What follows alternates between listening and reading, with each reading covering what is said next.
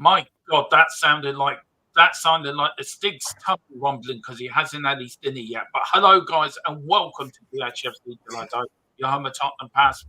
And some sort, or maybe not, an exciting future under Ange Postecoglou. Who knows where that is going to go after yesterday. Joining me, of course, it's Colm for the Full-Time Sports Network and, of course, THFC Delight.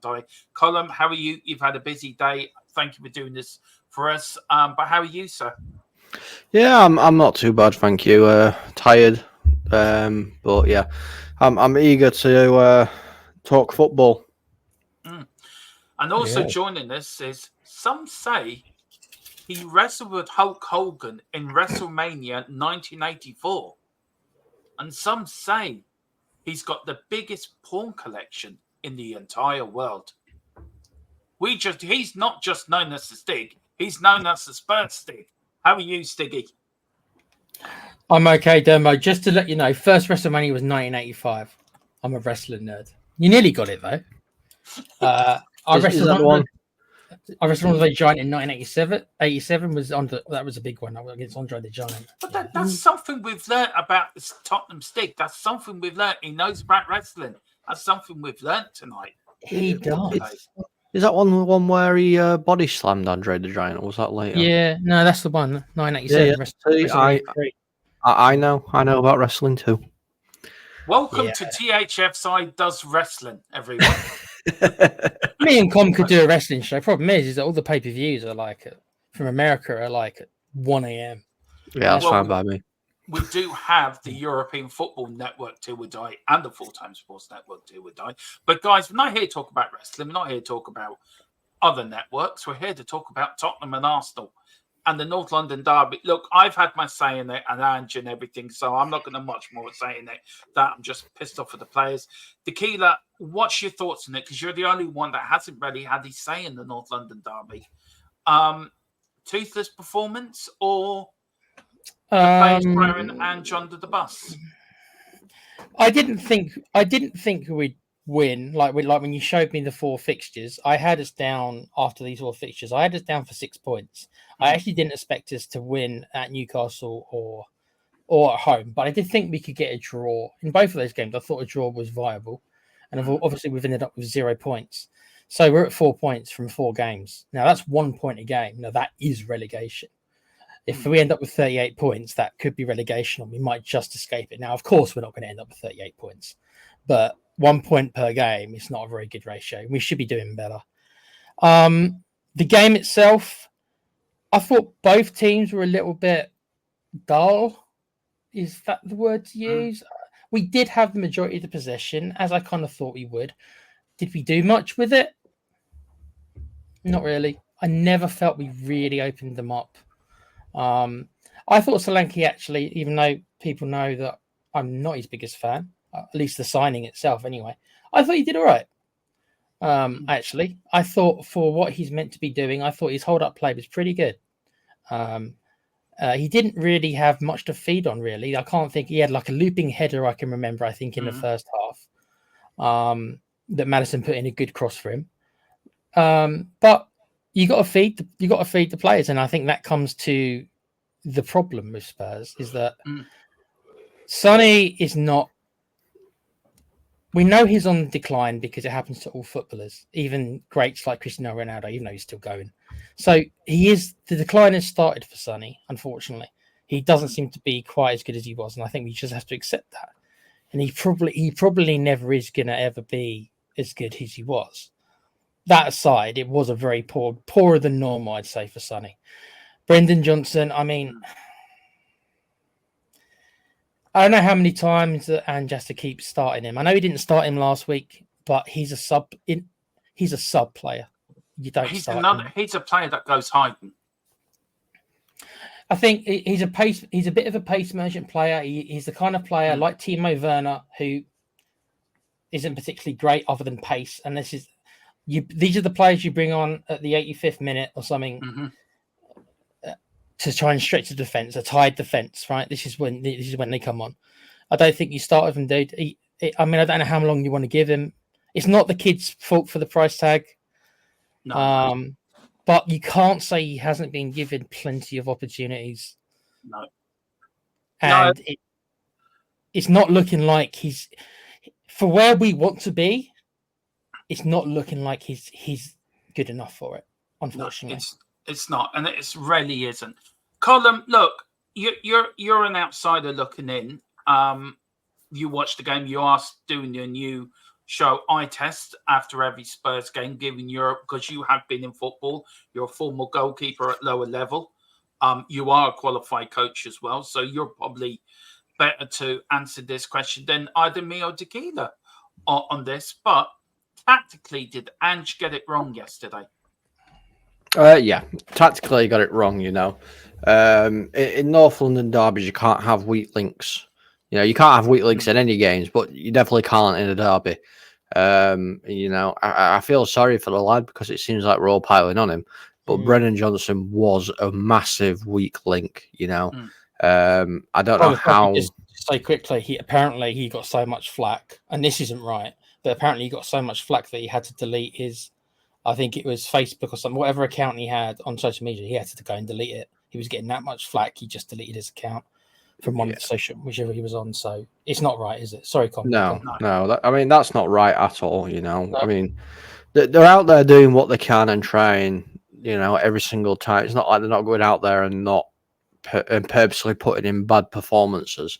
Everybody knows that football's an up and down game. You have your purple patches and you have patches where it just doesn't work no matter what you do. But yeah, Johnson was by far probably the worst player on the pitch in the North London derby, and he goes hiding in big games, and you can't do that, especially with where Ange is trying to take Spurs. He's trying to challenge for trophies and titles, and I mean,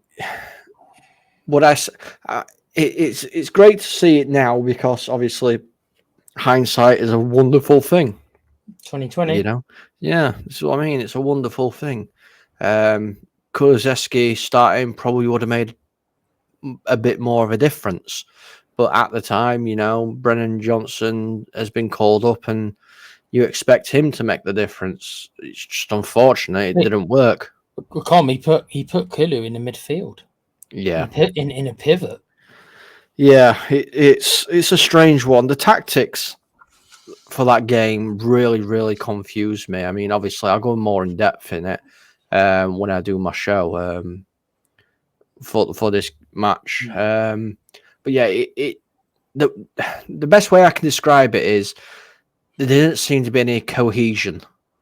It was a very yo-yo game. You attacked, they attacked. You attacked, they attacked. And I don't know whether Ange's set out there to go and gung-ho in the first 20 minutes and try and get a couple of goals. Obviously, it didn't work, but he never changed his tactic. No. He didn't grab hold of the game. I mean, if you keep the ball and stifle Arsenal, who, let's be honest, when they're on it, when they're on it, they're one of the best passing teams in England, and it's very difficult to stop them. Definitely.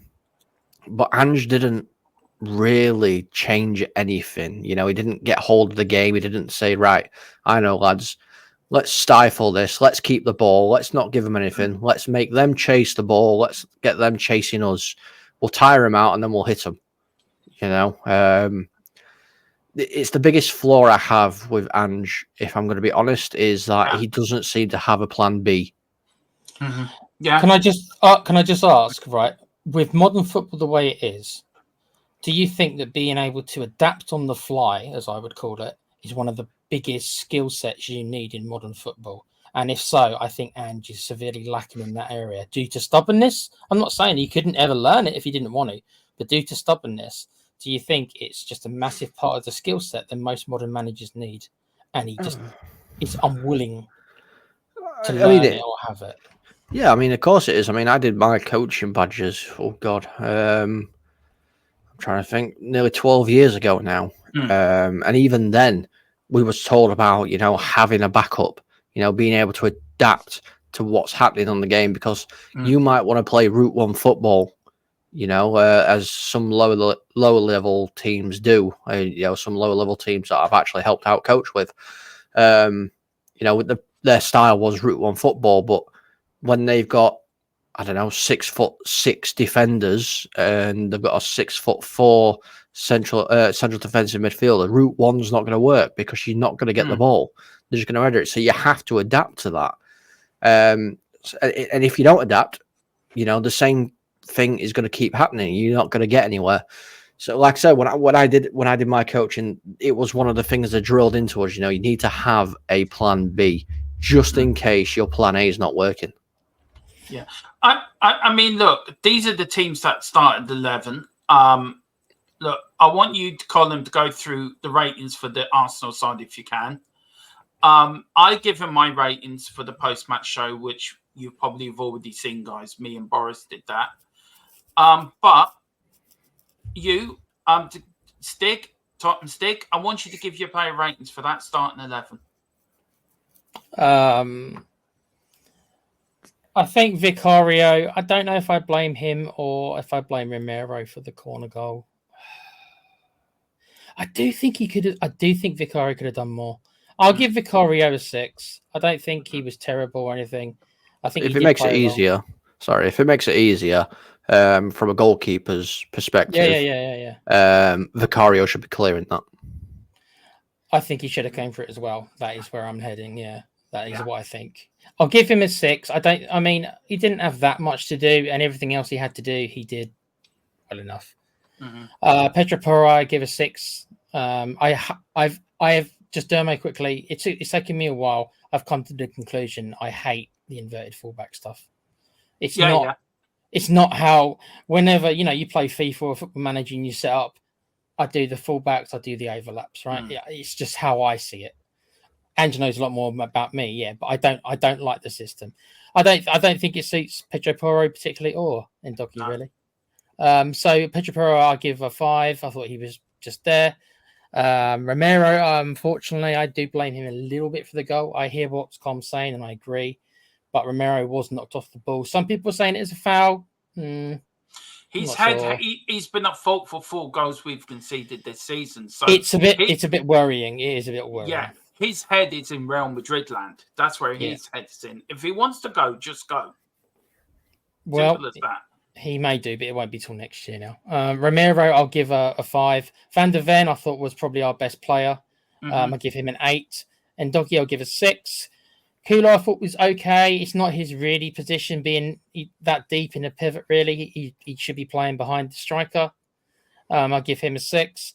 Bentancur, I thought was poor again. I'll give him a 5. Again, I think he's being played out of position, Dermo. He ain't the defensive midfielder. No, he's no not. way is he a defensive midfielder. That's why I said the other day about playing Archie Gray. And everyone scoffed at me. But Archie Gray is a CDM. Well, then you might. Well, we paid nearly 40 million or so for the kid. Might as well bloody use him. Madison, I thought was all right. He put in a couple of decent crosses. He was coming a bit too deep for the ball, which I didn't like. And I was thinking to myself, well, if you're coming that deep for the ball, and I didn't think the movement of the forwards were that great either. Madison, I'll give a 7. Johnson, I hate bashing on the kid, but I'll give him a 4. I give him that as well, by the way. I'll give a 4. Solanke, like I say, he only really had 2 chances I can remember. The dinking header, which wasn't a bad header. And then the shot that Gabriel closed out. I did think he could have got the ball out of his feet without the extra touch. And I do wonder, Dermo, and I'm being honest with you, if you're a top quality striker, do you take the extra touch? You did. I didn't think he need. I reckon he should have shot that first time. So did I. And when Harry Kane hits that first time. Exactly. Or he takes 1 touch, not 2, because he took 2 touches. If that's Kane or a top quality, it's 1 touch, boom. Yeah. So, but other than that, I thought his hold up play was okay. I'll give Solanke a 6. He wasn't the worst player on the pitch. Sorry. Went on for a while, didn't I? No, it's okay. I was going to say one thing about that. Madison didn't go hiding. He wanted the ball all the time. That's why he was coming deep. Yeah, he just came. He was going so deep though, Dermo. Yeah, he was saying, "Give me the ball, give me the ball." But the players weren't running, getting into position. So that's where that problem was. The forward line didn't do. No, Colin, do you want to rate? I know it's not your club, but do you want to rate the Arsenal team for us and give us your views? Who do you think won the game for them yesterday and why? Yeah, I think Ray gets a solid 6. You know, he did the job what he needed to. I'm trying to think who actually went against who. Where it's Son against White. I think Ben White because it was Johnson versus Timber. So yeah, I think Ben White had a bit of a nightmare trying to, mark Son. But Son does that to plenty of players, so it'd be a bit harsh on me to really downgrade him. So I think a 5. I think Saliba and Gabriel, both of them were solid. They always are, and I think those two are the reason why Arsenal won the game. To be fair, because I mean, getting past them two is you might as well smash your head against a brick wall for half an hour. Yeah. It's probably the same as that. So I'm going to give them both a solid 7. Timber, very, very lucky to stay on the pitch, in my opinion. Obviously, the tackle was a yellow card, and the grabbing of the shirt probably should have been a second yellow. And yes, I'm going to bring it into it. If that's Casemiro, he's off. Just saying. Yeah. No, fair enough. It's true. Because we saw it last year when he grabbed the shirt of Mitrovic, I think it was. He got sent off. So yeah, if that's Casemiro, it's off. Timber was a little bit all over the place for me. I know he's not recently come back from injury and stuff. He's trying to find his feet again. He's not particularly left back, is he? That's the thing. No, he's not. He's a centre back. He's a centre back by trade, really. He can play there, but it's definitely not his best position. So I'm gonna give him a 5. So I think he was a little bit everywhere. Party, I didn't really see getting the game all too much, which I think didn't help Arsenal. I mean, they did give the ball away. The thing about Arsenal is they gave the ball away quite a lot to us. This is what I mean, because normally when they've got the people like Party, I know Odegaard and Rice are normally there, but Party, he does tend to be quite composed on the ball, and he don't mind spraying, but he just looked disinterested yesterday. Something weren't right, and I don't know whether it's because he keeps getting nudged out of the team by Odegaard and Rice, but yeah, I think he was probably one of the worst players for Arsenal, so I'm going to give him a 4. I can't remember seeing Jorginho in the game a lot either, but he's quite old as well. Legs have gone, unfortunately. He's 37. For him. He's 37. Yeah, he's in his 30s. Yeah, I don't know how old he actually is, but again, he wouldn't be playing there, would he, if they had people available? Trossard, he's always one that I keep an eye on, but again, Trossard's a impact player. He's a sub. He's basically a Brennan Johnson. He comes off the pitch and does stuff. Comes onto the pitch and does stuff. He very rarely does anything whilst he's on. He did have a decent game, so I'll give him a 6. Saka for me was quite dangerous in moments, but that's all it was. It's just moments, especially considering when we've seen him play recently. He was literally on fire recently.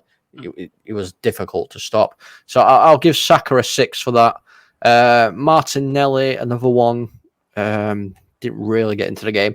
I think the game was basically you both tried to stifle each other out in the midfield. And, if Andrew changed that midfield around a little bit, I think you would have won the game.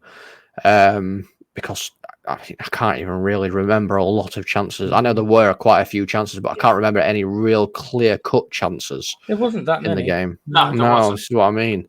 So I'll give Martinelli a 6, and Havertz. Again, I can't really remember. I don't think he had a shot, mate. I don't think Havertz had a shot. I think he had. Did he? I think he had a shot, but it was offside.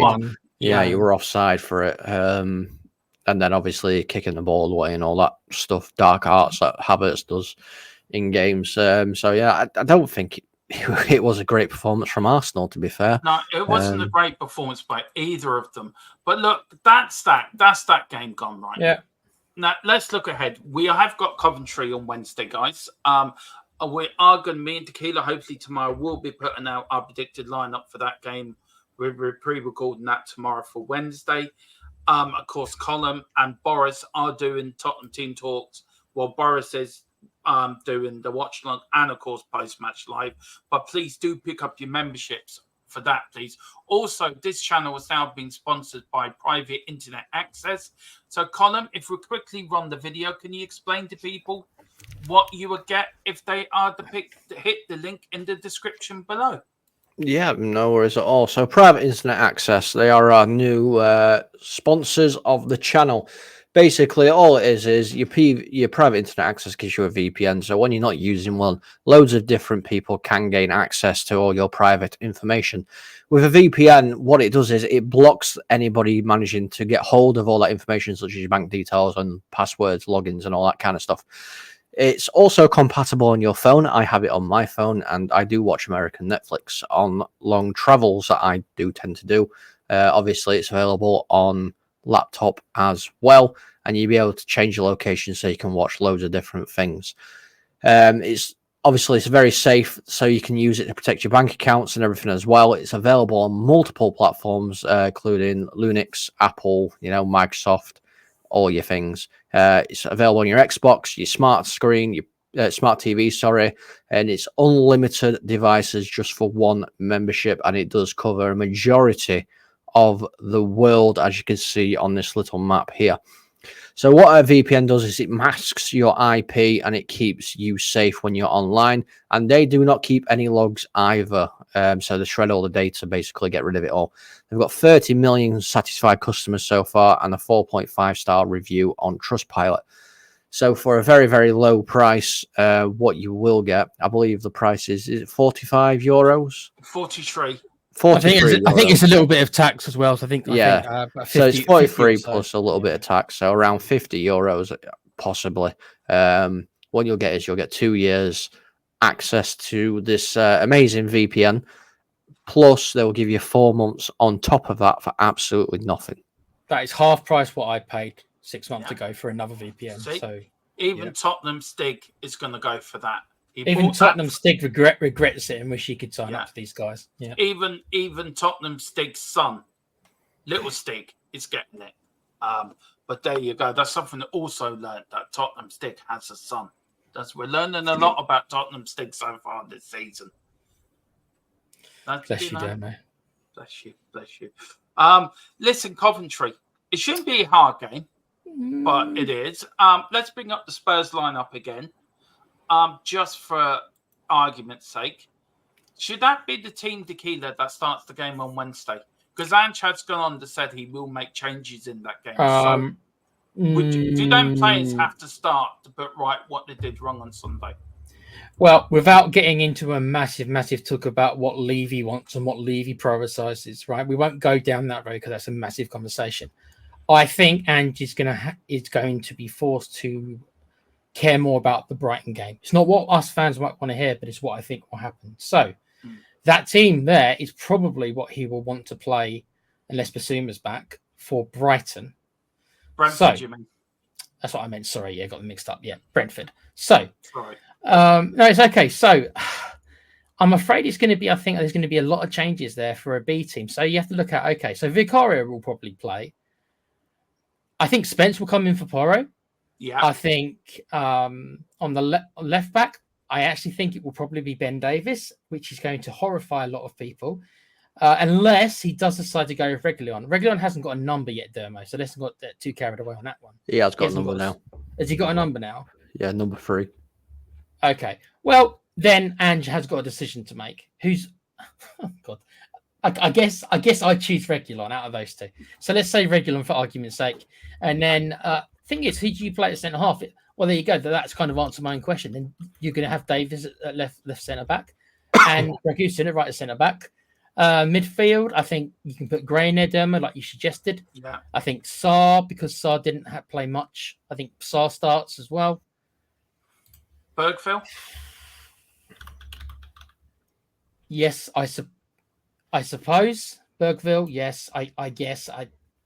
I guess I'm a little bit, not because I don't think the kid's not good, but in a cup game like that, who would you put? I don't know about them. I don't know who next to Sarr. I'm still. I put Madison. I put Sarr. I'd put Bergville instead of Madison, but I don't know who you put next to Gray. in the But see, pivot. we can discuss that sort of more in our predicted lineup and what we're going. But how many changes would you make then if you're going to make changes? Then would you make 6, 7 changes? To be honest, mate, I'd make 10 changes. I'd keep the keeper because keepers are just different animals. They don't get tired as much because they haven't got to do as much. I would make 10 changes, and it's going to be a test if that's going to be good enough or not. Yeah, that's true.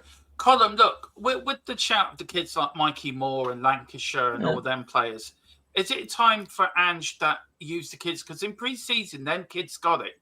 Then kids got Ange board. Then kids knew what to do. And is it time that Ange turned to them now? Or would you start with this 11 to say to them, right, guys, you let me down on Saturday. You go out on that pitch tonight and you prove me wrong. No, I would not play. If I'm the manager, I would not play that 11 simply because, this, no disrespect to Coventry, that, they got very, very far last season in the trophies side of things. But I wouldn't be risking the players that you need for the Premier League. I know, obviously, you're saying you've got like Mikey Moore and everybody like that, but a cup game against a Championship side or a League One side, wherever Coventry are nowadays, is a lot different than a Premier League game. I'd be changing a lot, just because I think Ange needs to be fair. I think Vicario stays, because I'm looking at your team now, and I don't trust Fraser Forster. The thing is, Com, we haven't got, because Richie's injured. We honestly haven't really got another striker, so I don't know what you do about. I think Solanke's got to play. And I think this is where our transfer summer windows come back to bite us on the arse. I feel like I'm repeating myself. How much was Jonathan David going for again? 25 million. 25 million, yeah. You said it. Who was the player we nearly got over the line, Colin? You said it last night. There was a couple, wasn't there? Jimenez and then David. Yeah, Jimenez and Jonathan Davis were two that were close. So, if that's then the case, then if Ange is saying, look, there's a lot going through. I know we're going off a bit of the lineup, but there's a lot that's going through at the moment that Ange is a yes man. If that's the case, then of we're only down to one fit striker, surely then is somebody making these decisions and Ange has been forced into them, or is Ange thinking, no, all I need is one fit striker? So who do you think, Colin, is making these decisions? Because to me and Tequila, we think the buck stops at the stop at the top. It's got to be Levy that's putting the block on these. But are we wrong, or are we barking up the right tree or the wrong tree? Obviously, Daniel Levy has to sign off on any deal. That's the bottom line of it. Any kind of chairman has to sign off on the deal. So, the book does stop with Daniel Levy. However, we don't know whether Ange has said, okay, let's not go for these. Let's go for this player instead, because, yes, he's going to cost more money, but he's got the experience that we need. These things don't come out and we don't see these things. This is the issue. So it's interesting. I don't know whether things will come out. It all depends on what happens, I presume, because I'm pretty sure if Ange does part ways at some point, something will come out. We've heard from past managers that Daniel hasn't backed them. They've wanted specific targets and Daniel said no. So it wouldn't surprise me if it was that. But again, we don't really know. Don't worry, is Lancashire injured? Sorry, Colin. Yeah, I think he is. I think he is. So we really are just down to one striker then. Yeah. So I think you've got a very, very good young striker that you could play tomorrow, and that's Will. Yeah. If you want to keep Solanke, you might want to play Solanke because getting that goal might kick him into gear, but do you want to risk it? How many we've seen so many bad injuries. I'm going to do it again because I always do for some strange reason, and I don't like doing it. But if you remember, not last season before, Andy Carroll, when Manchester United played QPR, put in that horrid tackle on Ericsson, and he's never been the same again. Wow. He's not been the same player. since that injury. So do you want to risk your first teamers that are going to be playing regular Premier League football in a game against a lower league side, which will put in hard tackles because that is what they're used to? No, It makes you think also, Dermo, that should we have really loaned out Valise? I don't understand why you've done that. I don't understand what I've done, but look, with that, it's actually for another show, and that could be for a podcast, guys. Well, listen, we are going to leave it there because I am pressed for time this evening or this morning, whoever your time you're watching this.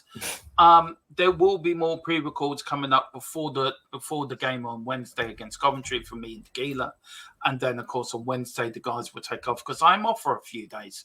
I'm off on a little vacation, me and Mrs. John, so I'm going to enjoy my spare time and my bit of a break from Spurs. But no fear, I will be back for the Friday night podcast and the Saturday watch along. So no fear, Dermotron will reappear. Colin, where can people find you, sir, apart from on this great, wonderful channel of ours? Yeah, apart from here, you can find me over on the Full Time Sports Network, where we cover more than just football. It is a lot of football at the minute, but we do cover more than that. I'm going to try and sort out a wrestling stream at some point when I can. I'll be up for that. Yeah, me and Tequila will sort that out. You can find me over on MUFC Spotlight as well. That's my Manchester United channel. If you want to listen to me rant about Ten Hag and the baldiness that he has and the flukes that he does every single bloody week. Because let's face it, even the 3-0 win was a bloody fluke because we should have been down because of the penalty. And you can find me over on Double Dum Gaming, which is mine and Dermo's gaming channel, where we have not been putting content out because we are both lazy gits. No, it's because of life. Life is hard, guys. Life is hard. I'm sure everybody knows. We've been so busy with the football side of it, and we've got a lot to say in the gaming side of it as well, to be fair. We do. We have got a lot to say, but we will get some content out there soon, I promise. It probably won't be now until Dermo's back, but we will get some content out there as well. Transformers are coming back to Xbox. Oh, Yay. No. There you go. I don't mind you talking about it, Dermo. I tell you one thing very quickly, though. Microsoft did put out things that they're remaking an old Transformers game and are modifying the new one, which leads me to believe Fallen War Cybertron are coming back to the Xbox. Hopefully those are the ones they choose. See, I'm not interested in that. Yeah. I'm waiting for two things. I'm waiting for him to accidentally create Devil May Cry again, just like they did originally, and I'm waiting for the new Resident Evil. I tell you, I'm going to start playing as from tonight. I'm going to start playing Assassin's Creed Valhalla. Good game. So some Vikings. I will be streaming that onto the gaming channel, and also I am going to do episode 4 of Batman Arkham Knight as well. Cool. Which I've completed 4 times already. Also, if people want to see an actual adequate football player, like on FIFA or EA Sports or whatever it is, whichever one I'm going to buy. If you want to see somebody that knows how to play the game and not watch Dermo spend stupid money on Paul Pogba and get sent off within the first 5 minutes of a game, put it in the comments and I will do a Tottenham to Glory Road to Glory. Is there a way of doing a kind of a co-op? I think there is. Have you seen that video then, have you? Is that video still servicing somewhere around the place? Mate, I've saved that video, honestly. When I'm feeling down, I watch that video. Just for the It's great. Yeah, it's great. I mean, Carl did dig me for about weeks after. Why did I pull Paul Pogba? It was cheap. Mate, I'll let you in on a little secret. You know, when I was younger, I didn't realise the whole transfer thing. It's fine, because I think it was FIFA 07, and I was playing as Manchester United, and I bought Ronaldinho for Manchester United. And I only wanted to offer him 10 mil, but I ended up offering him 100 million because I wasn't paying attention to what I was doing. And I think I gave him something like 25 million a week in wages as well. So don't worry about it. Did you get sacked? Yeah, I did. put the club into there. But listen, guys, that's where you come up. And Tequila, where can people find you? So I am on here. I won't be doing any live shows for a little while, but I will be doing pre-records. But eventually, I'll be back on the live shows. Hopefully, not too long. But I'm still be around. And I have my own little gaming channel called The Play Pouch, where me and my mate will normally do a podcast once a week. There might be a delay this week because Pete's under the weather again. So we'll see. But yeah, please join us on The Play Pouch. We will be covering the Tokyo Game Show, though, at the end of the month. So we don't know. Dermo might be coming on that. And Com, you're welcome to join me as well. Yeah, I might join you for that because I know they definitely will show the Transformer things on that. I'm not sure what time. I think because it's in Japan, it might be at a funky time, though, because it's coming from Japan. You know what's going to happen, don't you? The first game show I'm going to miss is the one they're going to show Transformers are coming back to. I told you, I'll message you. If me and Pete are watching it, I'll message you and let you know. I'll be asleep for that section. Like I say, it's a funky. I'm not even sure what time. I think it might be at a crazy starting time, but I'll find out. We got against Transformer games. Dermo, Com wasn't brought up with Transformers. I play real games, mate. Real games. All right. Anyway, on that bombshell, we should leave it there. Thank you all for watching. Please like and subscribe. Do hit the link for the VPN on the notification below. Please go over to Column's other channels and like and subscribe there. Please go over to Tequila's other channels, like and subscribe there. Don't be disappointed, guys. Spurs are back. We've got you covered. Wednesday, we've got everything from Top and Team Talks, watch along, post-match live. Tomorrow, me and Tequila will be doing all your pre-match thoughts. We've got the pre-match show tomorrow night at 8. Me and Tequila will be putting up tomorrow also the predicted lineup as well. So that will be going up for Wednesday morning, guys. So watch out for that. And also, I want Tequila and I'm probably to get Tequila and Carl just to put little videos together of their pre-game thoughts and their pre-11 as well. Watch out for that, where we'll get Colin and Carl's predicted lineup as well, who they think they should pick. But guys, we will be covering. Come on, you Spurs. In Big Ant we trust. We never stop. So he says. But the last word should remain to Tottenham Stig. Tottenham Stig, take us out. Quiz. Lovely.